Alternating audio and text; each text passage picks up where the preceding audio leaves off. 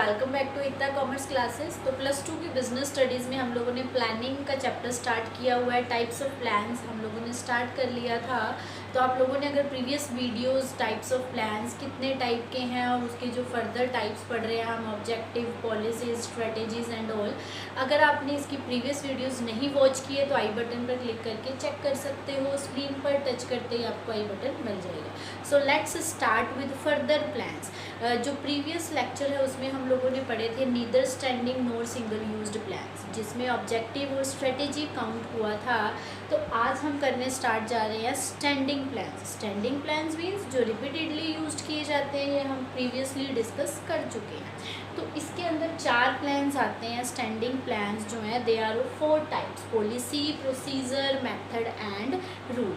अब ये चारों हम 1 बाय 1 डिस्कस करने जा रहे हैं। तो फर्स्ट जो है दैट इज़ पॉलिसी। अब पॉलिसी है क्या है, फर्स्ट ऑफ ऑल हम लोगों को ये क्लियर होना चाहिए, यही अब हम लोग डिस्कस करेंगे। देखो पॉलिसी क्या होती है, एक तरह से जनरल गाइडलाइंस होती हैं जो कि एम्प्लॉयज़ को या ऑर्गेनाइजेशन में जो भी लोग काम कर रहे हैं उनको गाइड करती है कि किस तरह से उन लोगों ने जो अपने ऑब्जेक्टिव्स सेट किए थे उसको कैसे अचीव करना है। अब अचीव करना है मतलब उन ऑब्जेक्टिव्स को अचीव करने के लिए उन लोगों ने काफ़ी डिसीजंस लेने होते हैं। अब डिसीजंस में हो सकता है समटाइम्स कोई कन्फ्यूज़न हो, तो उन डिसीजंस को लेने के लिए ये पॉलिसीज़ एम्प्लॉयज़ को हमेशा टाइम टू टाइम गाइड करती रहती है अगर रिपीटेडली वो प्रॉब्लम अराइज हो रही है। तो बेसिकली देखो पॉलिसी क्या बोला जा रहा है, these are the general statements. ये क्या होती है, कुछ स्टेटमेंट्स हैं जो ऑर्गेनाइजेशन में बना ली जाती है पहले से ही, विच आर डिसाइडेड, पहले से ही डिसाइड कर ली जाती है for the guidance of employees. ये क्या करती हैं, एम्प्लॉयज़ को गाइडेंस देती रहती है, टाइम टू टाइम गाइड करती रहती है बाय टेकिंग डिसीजंस।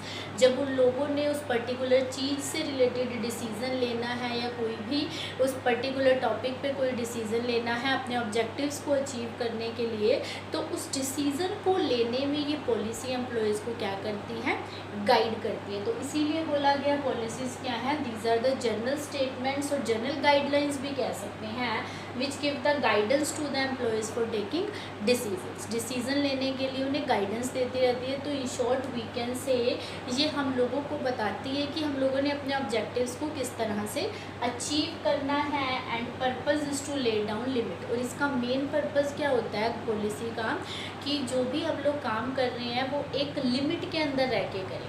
सपोज़ हमने कोई भी, जैसे हम लोग कह रहे हैं पर्सोनल पॉलिसी, इसका एक एग्जांपल है पर्सोनल मतलब कर्मचारी, जो एम्प्लॉयज़ या वर्कर्स जो भी लोग काम कर रहे हैं उनकी प्रमोशन से रिलेटेड एक पॉलिसी बनाई गई है, पर्सोनल पॉलिसी, जिसमें क्या कहा गया है कि जो एम्प्लॉयज़ हैं they will be promoted on the basis of age. और कोई बेस भी हो सकता है like on the basis of the achievement. अगर उन्होंने कुछ अचीव किया है ऑर्गेनाइजेशन में एक पर्टिकुलर टाइम पीरियड के अंदर, तो उस बेस पे उन्हें प्रमोट किया जाएगा। तो अब बेस क्या है, एज है या अचीवमेंट है, कुछ भी हो सकता है। ये पॉलिसी में पहले से ही मेंशन कर दिया गया है पर्सोनल पॉलिसी में।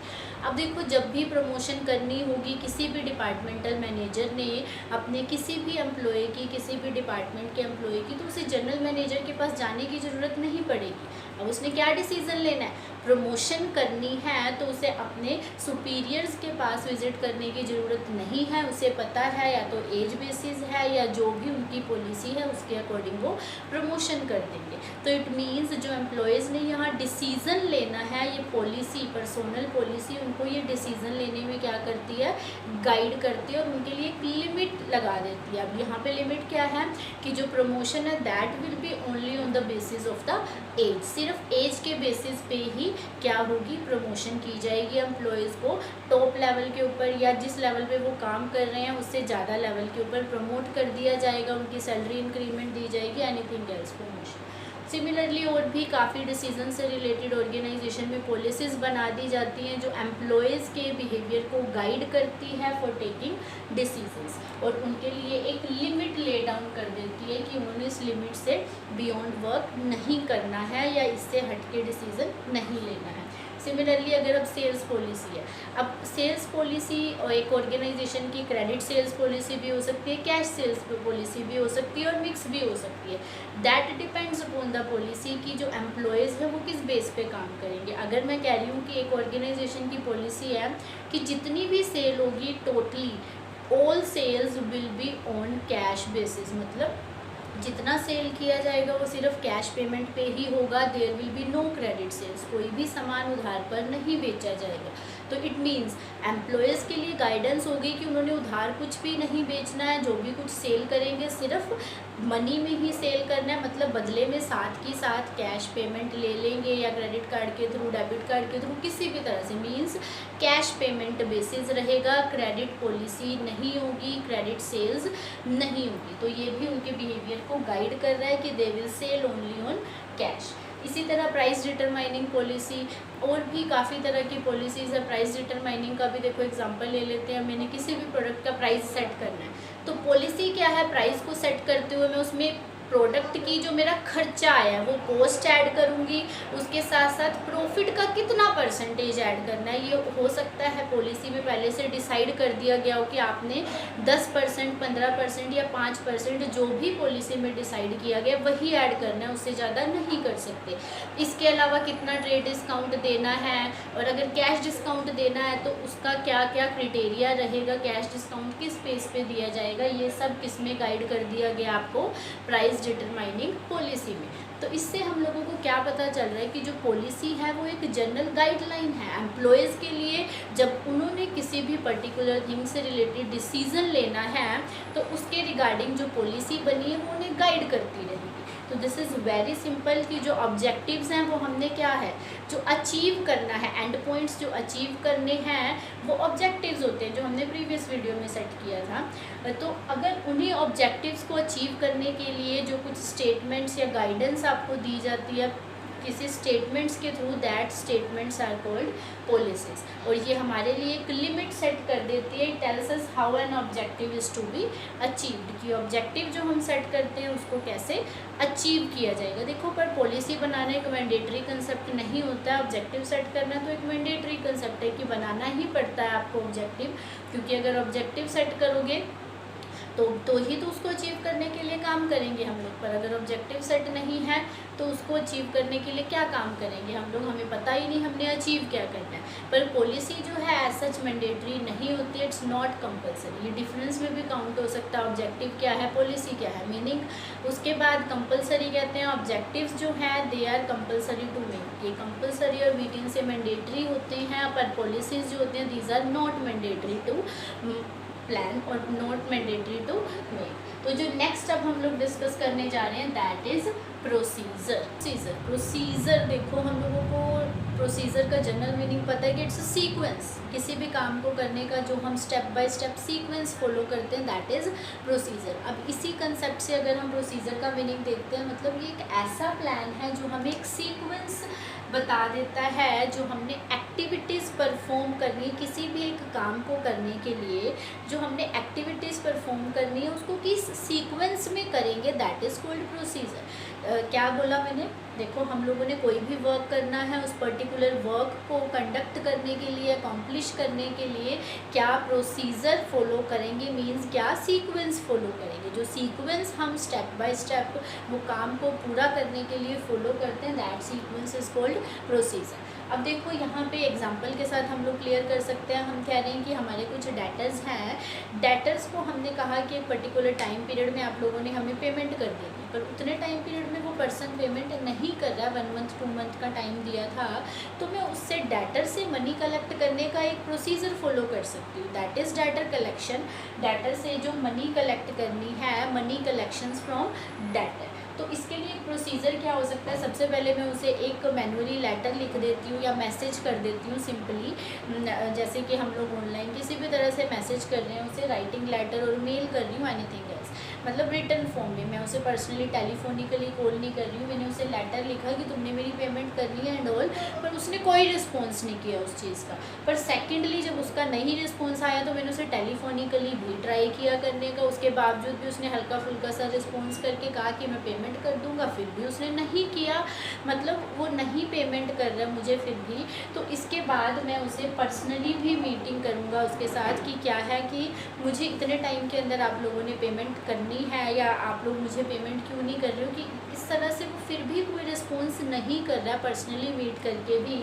तो लास्ट में मैं उसके अगेंस्ट, मतलब पर्सनली मीट करके भी मैंने उसे ये बात बोली कि अगर तुम नहीं पेमेंट करते हो तो मैं आपके अगेंस्ट लीगल एक्शन भी ले सकता हूँ।